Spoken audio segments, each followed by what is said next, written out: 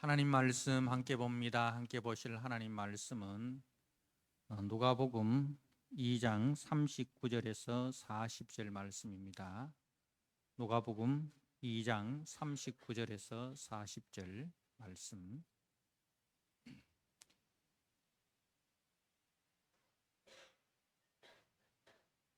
주신 말씀을 봉독드립니다. 주의 율법을 따라 모든 일을 마치고 갈릴리로 돌아가 본 동네 나사렛에 이르니라. 아기가 자라며 강하여지고 지혜가 충만하며 하나님의 은혜가 그의 위에 있더라. 아멘. 하나님 아버지, 오늘 또 가정의 달 5월을 맞이해서 하나님께서 우리에게 주신 복되고 아름다운 가정을 말씀을 통해서 우리가 살펴보고 또 말씀 가운데 우리 가정을 세워가는 귀한 은혜가 있기를 간절히 원합니다. 특별히 오늘 어린이 주일을 맞이해서 또 우리 주님께서 이 땅에서 완전한 사람으로 또 어떻게 자라나시고 또 어떻게 살아가셨는지를, 또 주님의 그 육신의 부모가 또 예수님을 어떻게 양육하셨는지를 우리가 말씀을 통해서 배우는 가운데, 또 우리 모든 성도들이 참 우리 믿음의 부모가 되고 또 믿음의 자녀를 양육하는 그렇게 아름다운 복된 가정을 세워가는 은혜가 있기를 간절히 원합니다. 주님 도와주시옵소서. 예수님께 하신 이름으로 기도드리옵나이다. 아멘. 오늘 누가복음 2장 39절에서 40절의 말씀을 통해서 아기가 자라며 강하여지고 라는 제목으로 주신 말씀을 함께 나누고자 합니다. 오늘 2장 40절에 아기가 자라며 강하여지고 지혜가 충만하며 하나님의 은혜가 그의 위에 있더라, 그렇게 말씀을 합니다. 5월 첫째 주일은 우리가 교회에서 특별히 어린이 주일로 이렇게 지키고 있습니다. 오늘 어린이 주일을 맞이해서 우리 예수님은 그 유년 시절을 어떻게 지냈는지, 또 우리 부모 세대들이 또 우리 자녀들을 어떻게 양육을 해야 되는지를 이제 말씀을 통해서 특별히 오늘 2절 말씀, 그리고 또 다음 주는 우리가 41절 이하의 말씀을 통해서 또 예수님과 그 요셉과 마리아가 예루살렘에서 또 이제 있었던 그 일들을 통해서 말씀을 우리가 듣고자 합니다. 예수님의 육신의 부모인 요셉과 마리아는 이제 원래 그 다윗의 후손이죠. 그 다윗의 후손이어서 다윗의 동네인 유대 땅 베들레헴이 본적입니다. 본적은 이제 유대 땅 베들레헴인데 어떤 경로로 인하여 이제 저 갈릴리 나사렛으로 가서 거기서 살았는지는 알 수 없지만 이제 갈릴리 나사렛에서 생활을 하였고, 그리고 우리가 2장 1절에 보면 그때 가이사 아구스토가 영을 내려 천하로 다 호적하라 하였으니, 이렇게 해서 4절에 보면 요셉도 다윗의 집 족속이므로 갈릴리 나사렛 동네에서 유대를 향하여 베들레헴이라 하는 다윗의 동네로 그 약혼한 마리아와 함께 호적하러 올라가니 마리아가 이미 잉태하였더라. 그렇게 이제 그 가이사 아구스토 로마의 처음 황제죠. 이제 그 황제의 명예에 의해서 그 갈릴리 나사렛에서 본적인 다윗의 동네 유대 땅 베들레헴으로 호적을 하러 이제 올라갔습니다. 그리고 우리가 아시는 바와 같이 이제 그 베들레헴에서 예수님을 출산을 하였습니다. 자, 그리고 이제 그 베들레헴에서 있었던 일들이 이제 제일 먼저 이제 그 목동이 찾아왔죠. 그 이제 천사들이 목동에게 예수님의 탄생을 알렸고, 목동들이 예수님을 경배하러 왔고, 그리고 이제 마태복음에 등장하는 동방 박사들의 이제 경배는 그 후에 한참 후입니다. 한참 후입니다. 그래서 이제 예수님은 그 유대 땅 베들레헴에서 출산하셨고, 그리고 이제 8일 만에 그 할례를 받으십니다. 이제 8일 만에 할례를 받으시는 내용이 2장 21절에 할례할 8일이 되매 그의 그 이름을 예수라 하니 곧 잉태하기 전에 천사가 일컫는 바르라. 이제 그 이제 마리아가 천사로부터 이제 그 예수를 잉태할 것을 이제 그 천사가 예수님의 어머니인 마리아를 찾아와서 이제 아이를 가질 것이다. 그죠?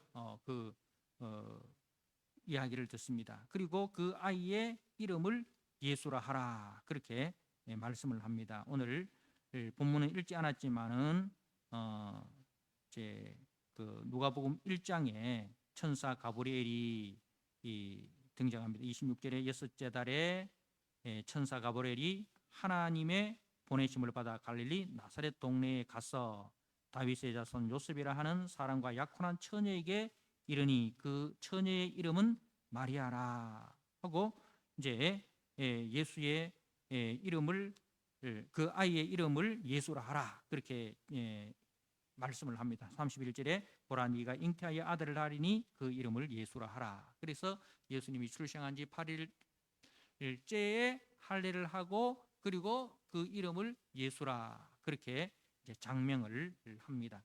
자, 그리고 이제 그 22장 22절 말씀에 보면 모세의 법대로 정결 예식의 날이 참에 아기를 데리고 예루살렘으로 올라가니 이렇게 정결 예식을 행하라 하는 레위기 말씀에 의해서 난지 40일 만에 이제 정결 예식을 행하기 위하여 예루살렘으로 올라갑니다.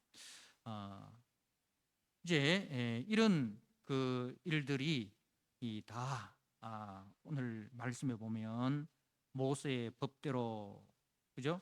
22절에 모세의 법대로 그리고 23절에 주의 율법에 쓴바 그렇게 되어 있고 그리고 24절에도 또 주의 율법에 말씀하신 대로 산비둘기 한 쌍이나 혹은 어린 집부들기 둘로 제사하려 함이더라. 그러니까 정결 예식을 행하는데 레위기 12장에 보면 부자들은 이제 그 양이나 이런 이제 값비싼 제물로 이제 그 예물을 드렸지만은 제사를 드렸지만 가난한 자들은 이제 그 산비둘기 이 한 쌍, 어린 집부들기 둘로 제사를 하라. 그렇게 이제 가난한 자들이 양 대신에 드리는 번제물이었습니다.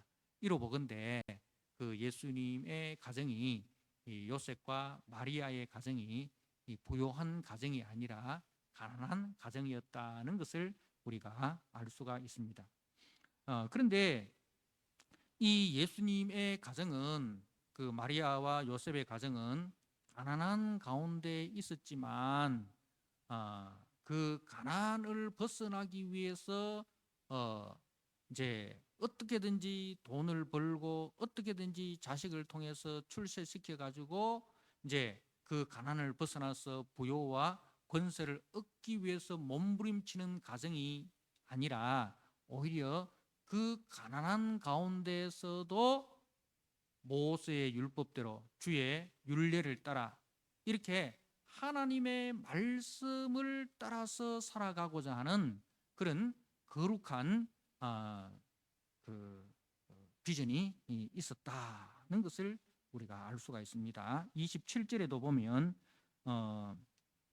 이제 성령의 감동하심으로 27절에 성령의 감동하심으로 성전에 들어가며 마침 부모가 율법의 관례대로 행하고자 하여 율법의 관례대로 행하고자 하여 그리고 오늘 39절에도 이제 주의 율법을 따라 모든 일을 마치고 이렇게 이제 그 예수님의 부모들이 하는 그 행동의 근거가 다 말씀을 따라인 거죠. 말씀을 따라, 말씀을 따라는 그 말씀을 따라 살고 말씀을 따라 자녀를 양육하는 것이 이 요셉과 마리아의 가정의 최고의 비전이었다는 것을 알 수가 있습니다. 바로 이 요셉과 마리아는 경건한 사람이었고 경건한 가정이었다는 겁니다. 사랑하는 성도 여러분, 우리가 이제 사랑하는 사람과 결혼을 할 때 결혼의 목적이 무엇입니까? 결혼의 목적이 무엇입니까? 이제 우리 성도들의 결혼의 목적은 거룩입니다. 이 가정을 통해서 하나님의 거룩과 영광을 드러내겠다는 것이 우리의 비전이 되어야 됩니다. 그래서 그 가정에서 우리가 항상 주의 말씀을 따라 우리가 순종하며 살겠다. 주님이 말씀하신 대로 아내는 아내의 자리에서, 남편은 남편의 자리에서, 부모는 부모의 자리에서, 자녀는 자녀의 자리에서 주신 정체성과 사명을 잘 감당하겠다. 이것이 우리 성도들의 결혼의 비전이 되어야 됩니다. 그렇게 우리가 거룩과 영광을 향하여 나아갈 때에 행복은 덤으로 주어지는 것입니다. 덤으로 주어지는 나의 행복, 우리의 행복, 우리 가정의 행복은 덤으로 주어지는 것이. 그런데 행복을 목적으로 하면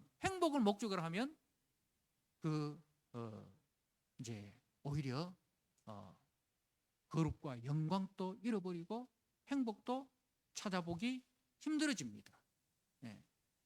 나는 이제 당신의 행복을 위해서 이렇게 헌신했는데, 이렇게 충성했는데 당신이 나한테 해준 게 뭐냐?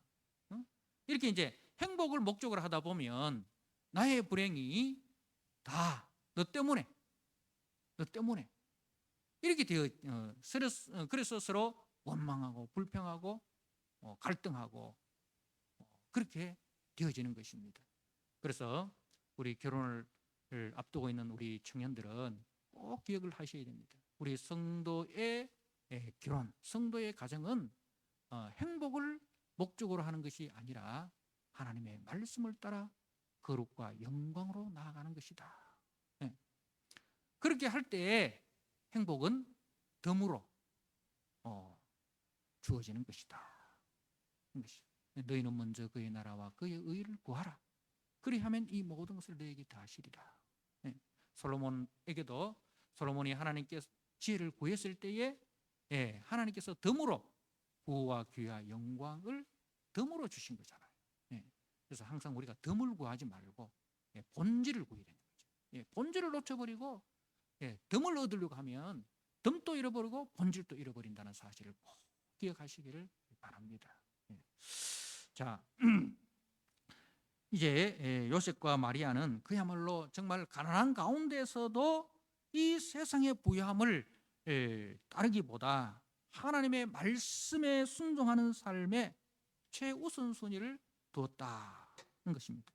그래서 어떠한 형편에서든지 하나님의 말씀을 따라 살고 하나님의 말씀을 따라 자녀를 양육하고자 하는 그 분명한 기준과 목표를 가지고 있었다는 것입니다.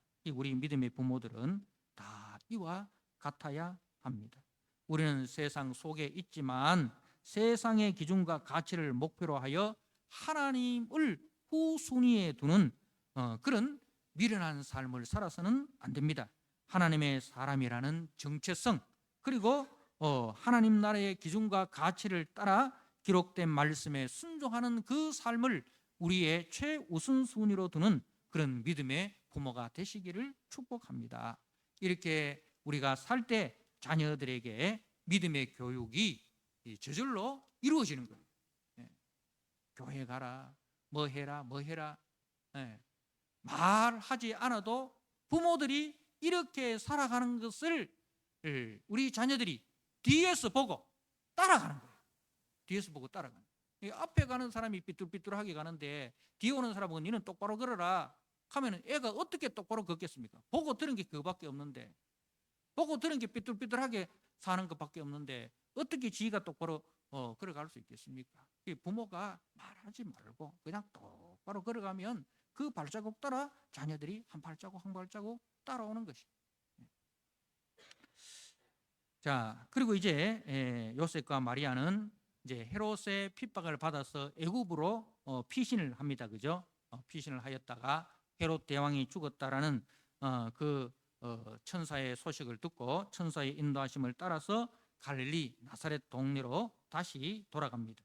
거기서 이제 예수님의 유년 시절이 이제 진행이 되는 것이죠. 예수님이 이제 공생의 30세까지 바로 갈릴리 나사렛 동네에서 보내셨습니다.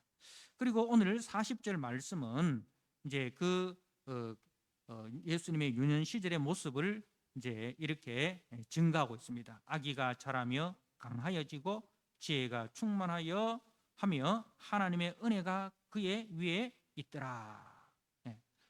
그렇게 하고 이제 41절에 그의 부모가 해마다 6월절이 되면 하고 예수께서 12살이 되었을 때에 이렇게 하고, 그러니까 이제 예수님이 12살 되기 전에 그 모습이죠. 예수님이 12살 되기 전의 모습이고, 그리고 예수님이 12살 되었을 때에 그 모습이 후에 나타나고, 이제 그리고는 이제 예수님의 유년 시절이 더 이상 등장하지 않고 이제 공생의 사역으로 나아가게 되는데, 이제 예수님의 유년 시절의 그 모습의 첫 번째가 예수님은 자라나셨습니다. 아기가 자라며라고 되어 있죠. 자라났습니다. 자, 우리 예수님은 여러분 또 아시다시피 이제 동정녀 마리아의 몸에서 성령으로 잉태되셨습니다. 그죠? 천사 가브리엘이 이 수태 고제를 하지 않습니까? 그때 이제 보통 유대인들은 이제 여자들은 그 13살, 남자들은 15살 이때가 되면 결혼 정년기라고 봅니다. 결혼 정년기라고 봅니다. 그래서 이제 그 예수님은 처녀의 몸에서 성령으로 잉태되셨습니다. 그리고 우리와 똑같은 방식으로 자라나셨고 마리아의 태중에서 10달 동안 계셨고 우리와 똑같은 방식으로 태어나셨습니다. 성령으로 잉태되셨고 10달 동안 마리아의 뱃속에서 자라나셨다는 것입니다. 자, 그러면 왜 예수님은 우리와 똑같은 성장 과정을 거쳐야만 하셨는가? 우리가 첫 사람 아담은 아기로 태어났습니까? 성인으로 태어났습니까? 성인으로 태어났죠. 그죠? 성인으로 태어나셨습니다. 성인으로 지음을 받았습니다. 그것처럼 예수님도 예수님의 목적이 뭐예요? 우리를 죄와 사망에서 구원하기 위하여 이 땅에 오셨잖아요. 그죠? 그럼 예수님도 성인으로 이 땅에 오셔가지고 십자가만 지시고 그죠? 부활하시고 그리고 하늘나라 올라가시면 되지 않았을까? 그죠? 그런 생각을 해봅니다. 그런데 예수님은 그렇지 않으셨어요. 왜 그러냐 하면 예수님은 우리의 구원자, 우리의 대표가 되기 위해서는 우리와 똑같은 모습으로 오셔야 됩니다. 첫사람 아담이 우리의 대표가 되어서 이제 그 아담의 범죄로 말미암아 아담 안에 있는 모든 사람들이 다 범죄 안에 놓이게 되었습니다. 사단의 종이 되었다는 거죠. 자, 이제 하나님께서는 이제 우리 사람에게는 의인이 없지 않습니까? 모든 사람이 죄를 범하였음에 하나님의 영광에 이르지 못한다. 의인은 없나니 하나도 없다. 그래서 사람 속에서는 절대로 우리의 대표가 되어서 우리를 구원할 자가 없다는 말씀입니다.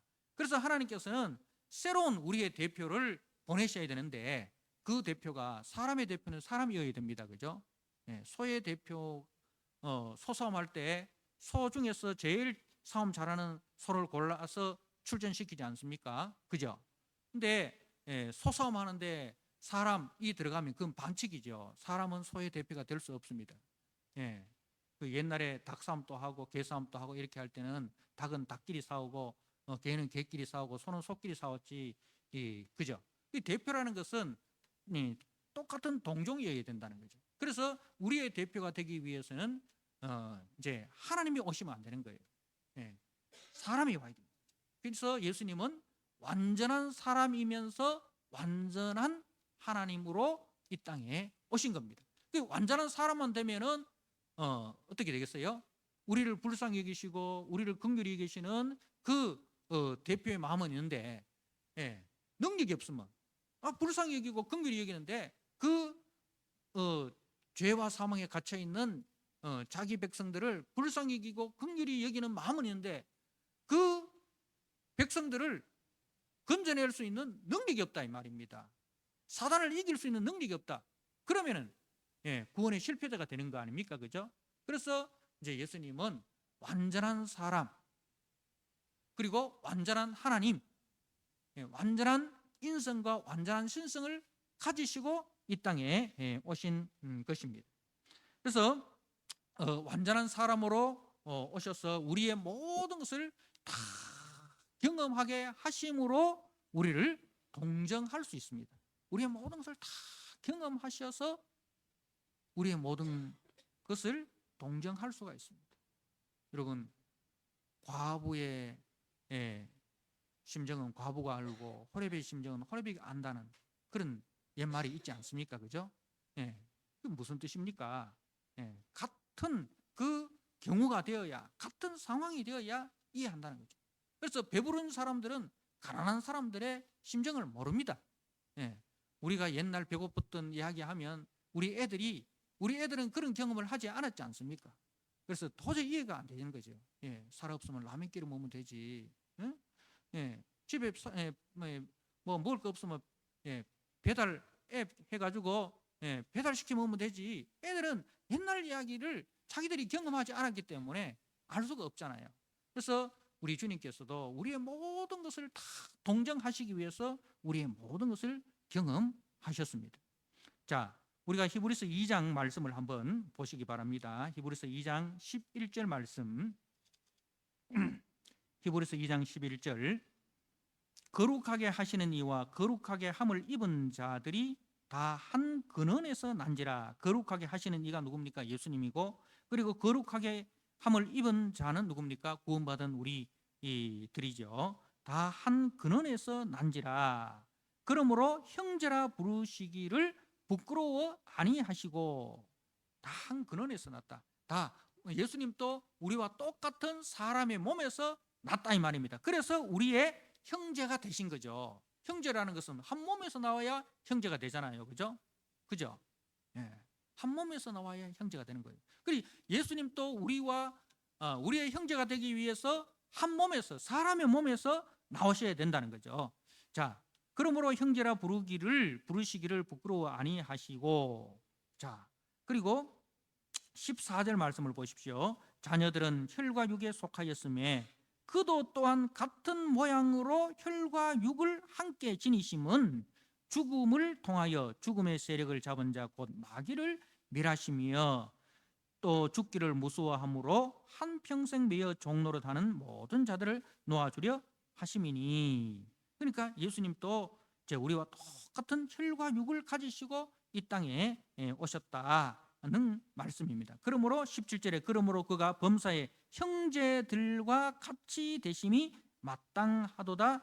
이는 하나님의 일에 자비하고 신실한 대제사장이 되어 백성의 죄를 속량하려 하심이라. 그가 시험을 받아 고난을 당하셨은즉 시험 받는 자들을 능히 도우실 수 있느니라. 예수님도 우리와 똑같은 시험을 받으시고 고난을 당하셨다는 거죠. 그렇기 때문에 우리가 시험을 받고 우리가 고난을 당할 때에 도우실 수 있다는 말씀입니다.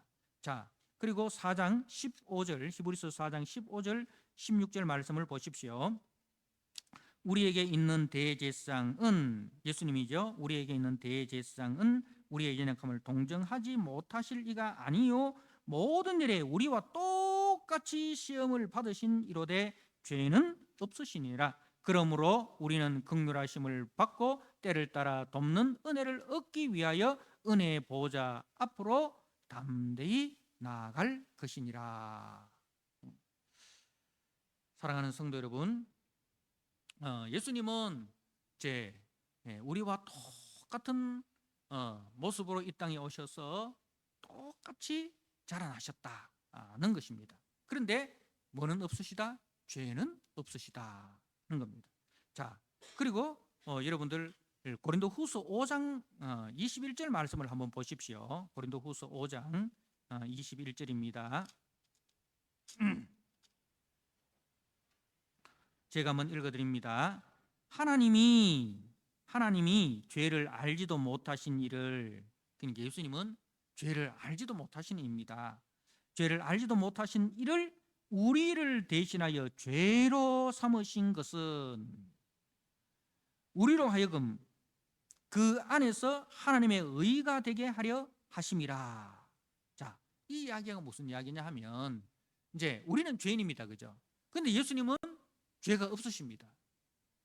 근데 우리를 어떻게 하나님께서 의인으로 만드시느냐? 하나님께서 의인은 없나니 하나도 없다. 죄의 삭은 사망인데 우리가 의로워야 죄에 이르지 않고 그저 사망에 이르지 않고 구원에 이르게 되는데 우리가 어떻게 의로워서 구원을 받느냐 이 말입니다. 우리를 의롭다 하시고 우리를 구원하시는 방식이 어떤 방식이냐? 자, 이겁니다. 예수님의 자리에 우리를 집어넣고 우리 자리에 예수님을 집어넣는 거예요. 바꾸는 거예요. 죄인의 자리에 의로우신 예수님을 넣으시고, 그리고 그 예수님의 의로운 자리에 죄인인 우리를 넣는 거예요. 그래서 예수님은 우리의 죄값을 대신해서 십자가에 죽으시고, 우리는 그 예수님의 자리에서 의롭다고 인정을 받는 이 방식으로 우리를 이제 의롭다 그렇게 하셨다는 말씀입니다. 다시 한번 읽어보십시오. 21절에 하나님이 죄를 알지도 못하신 이 예수님을 우리를 대신하여 죄로 삼으시고, 우리를 대신해서 그 죄값을 받게 하시고, 죄의 자리에서 죄값을 받게 하시고, 그리고 이제 우리로 하여금 그 안에서, 예수님 안에서, 우리는 예수님의 그 의로운 자리로 우리를 집어넣으십니다. 그래서 하나님의 의가 되려 하심이라. 그렇게 이제 바꿔치기 했다 이 말입니다.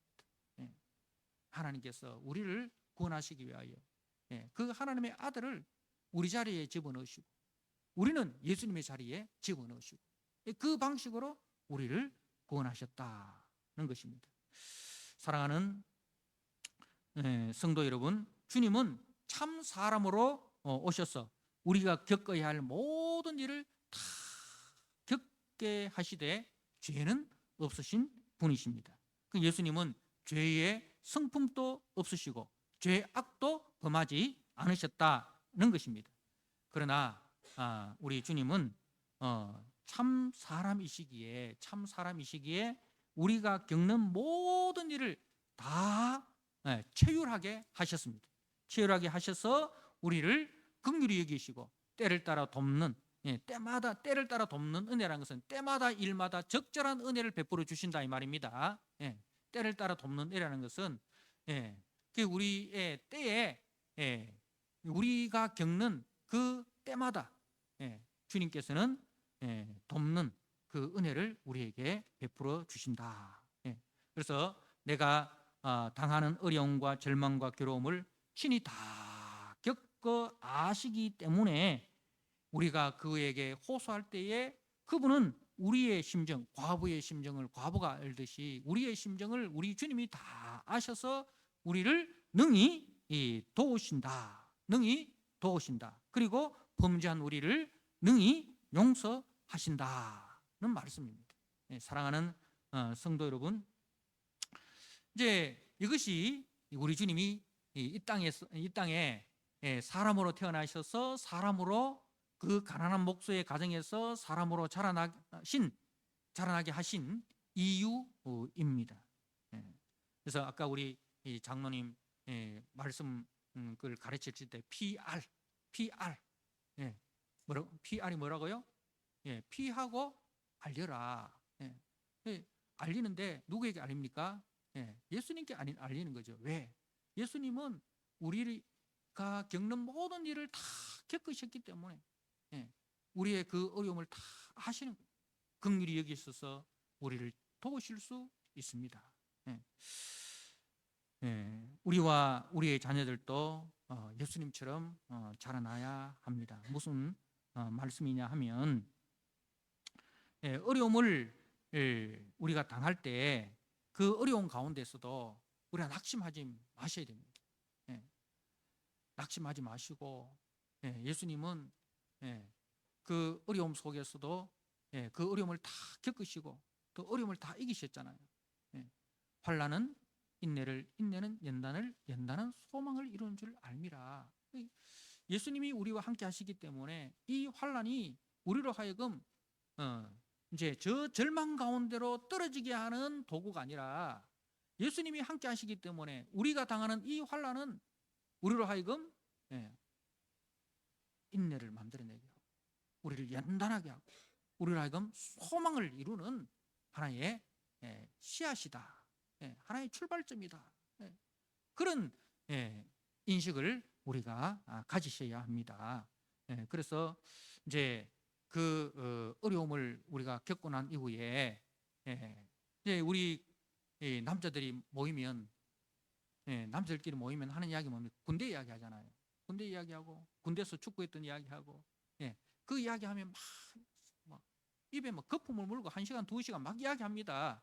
어떤 사람은 저같이 방이 나온 사람도요.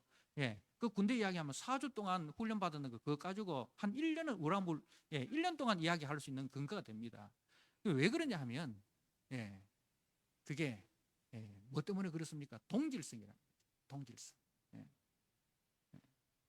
지금 또 우리 청년들이 중고등학생 때 질상 같은 이야기를 한 번씩 이야기합니다. 그러면 그때는 고생스러웠는데 지금 이야기하면 애들이 막 신이 나요. 그 어려운 것을 내가 다 했다고 지금 이제 우리 청소년들을 보면서 그 이야기를 합니다. 그러니까 그 환난이라는 것은요, 우리로 하여금 좌절하게 하고 절망하게 하고 낙심하게 하고 뒤로 물러서게 하기 위해서 하나님께서 우리에게 환난을 주신 것이 아니라 그 환난을 통해서 그 환난을 이기고 난 이후에 이제 우리와 똑같은 환난을 겪는 사람들 있잖아요. 우리가 똑같은 그 어려움을 겪는 사람들, 그 사람들에게 격려하라고 자기의 그 경험을 이야기를 하면서 격려하는 거예요. 그리고 그들의 마음에서 그들을 이해하고 그들의 마음에서 그들을 안아주는 거예요. 이해하고 포용하고 배려하고 손을 잡아주고 그렇게 되는 거예요. 그래서 여러분들에게 주어지는 그 환난들을 그 환난을 넘어서 이제 역사하시는 하나님의 선하신 손길을 바라보고 일어나셔야 됩니다. 이 환난을 겪고 난 이후에 우리 자녀들을 이제 뭐 어디 이렇게 훈련 보내지 않습니까? 수련회도 보내고 훈련도 보내고 뭐 특히 이제 군대도 막 좀 이렇게 좀 철 좀 덜 들었다 싶으면 어떻게 어디 보면 좀 강한데 보내려고 하잖아요. 그런데 그걸 보내는 이유가 뭡니까? 고생해봐라 하고 이제 그런 마음이 아니라 고생을 통해서 이제 인간을 이해하고 상황을 이해하고 인간을 그 관계를 이해하고 이겨낼 수 있는 힘을 길러주기 위해서 그 소망을 가지고 우리가 자녀들을 거기에 보내지 않습니까? 하나님도 마찬가지예요. 하나님께서 우리에게 환난을 주실 때 네 죽으라고 네 죽어봐라 이런 마음으로 하나님께서 우리에게 환난을 허락하지 않는 거예요. 그 환난을 통해서 하나님의 소원이 있습니다. 하나님의 소망이 있습니다. 우리를 향한 하나님의 비전이 있습니다. 다윗과 모세와 요셉과 성경의 모든 사람들이 다 그저 그 참 힘들고 어려운 그 환난 속에 있었어요. 누가 보내셨습니까? 하나님이 보내셨어요. 근데 그들이 하나님과 동행함으로 그 환난을 통해서 어떻게 됩니까? 연단을 받아 더 성숙한 사람이 되어서 많은 사람들을 옳은 대로 이끄는 리더가 되는 거예요. 리더가 되는 거예요. 그래서 주님께서는 이제 우리와 똑같은 환경 속에서 똑같은 이제 어려움을 겪으시고 그렇게 자라나셨습니다. 우리의 믿음이 자라나서 우리의 형제들을 긍휼히 여기고 도울 수 있는 그런 성숙한 성도로 우리가 나아가야 됩니다. 믿음도 자라나야 되고 사랑도 자라나야 되고 소망도 더 자라서 정말 그리스도의 장성한 분량에까지 우리가 이르도록 자라나야 합니다. 거기서 성령의 열매를 맺게 되고 그 열매는 누구를 위해서 존재합니까? 나를 위해서 존재하는 것이 아니라 이웃을 위해서 존재하는 거잖아요. 그죠? 사랑과 희락과 화평과 오래 참은 자비, 양선, 충성, 온유, 절제 전부 다 이게 누구를 위해서? 연약한 지체들, 배고픈 지체들, 힘든 지체들을 위해서 나눠주는 거예요.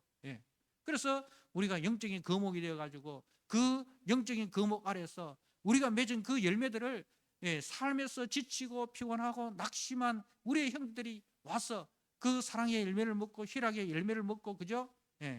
그렇게 해서 다시 일어설 수 있는 그런 영적인 거목 주님 앞에 서는 그날까지 우리는 계속적으로 그렇게 자라나야 합니다. 자라남이 멈춘 성도가 되어서는 절대로 안 됩니다. 그래서 다시 한번 말씀을 드립니다. 우리 주님은 자라나셨습니다. 우리 주님이 자라나셨어. 그 주님을 통해서 많은 사람들이 구원의 열매를 맺었듯이 우리들도 자라나는 성도가 되시길 꼭 바랍니다. 힘들고 어려운 그 상황 속에서도 주님이 우리를 그 속에 집어넣으신 것은 절대로 우리로 하여금 낙심하게 하고 절망하게 하고 패배하게 하기 위함이 아니라 우리로 하여금 연단하고 단련하여서 더 성숙한 사람으로 많은 사람들을 옳은 대로 이끄는 그런 믿음의 사람으로 우리를 양육하기 위한 하나님의 훈련을 학교다 생각하시고 그렇게 우리 자녀들을 하나님의 말씀으로 가르치시고 또 우리들도 그렇게 자라나시는 그런 성도가 되시기를 주님의 이름으로 축복합니다. 아멘. 하나님 아버지 감사합니다. 오늘 어린이 주일을 맞이해서 우리 주님께서 이 땅에 사람의 모습으로 이 땅에 오신 이유와 또 주님께서 이 땅에서 자라나시는 그 모습을 통하여 우리가 다시 한번 주님을 배웁니다. 주님, 우리도 주님처럼 그 모든 환난과 어려움 속에서 아버지 낙심하지 않게 하시고 또 주님이 주시는 그 도우심을 바라보며 또 주님께 아뢰며 그리하여 주님이 주시는 그 은혜와 능력으로 넉넉히 이기는 자 되게 하여 주시옵소서. 우리 자녀들이 그렇게 아름다운 믿음으로 자라나게 하시고 우리 자녀들이 그런 아름다운 말씀의 사람으로 자라나게 하여 주시옵소서. 그 일을 위하여 우리 믿음의 부모들이 더 기도하고 더 우리가 헌신하고 더 앞서가는 아버지 교사들이 되게 하여 주시옵소서. 그래야 우리 교회를 통해서 그런 영적 거목들이 많이 자라나서 하나님 이 시대에 정말 영적인 치료자가 되게 하시고 영적인 하나님 아버지 이 선구자들이 다 될 수 있도록 주님 축복하여 주옵소서. 예수님께 하신 이름으로 감사하며 기도드리옵나이다. 아멘.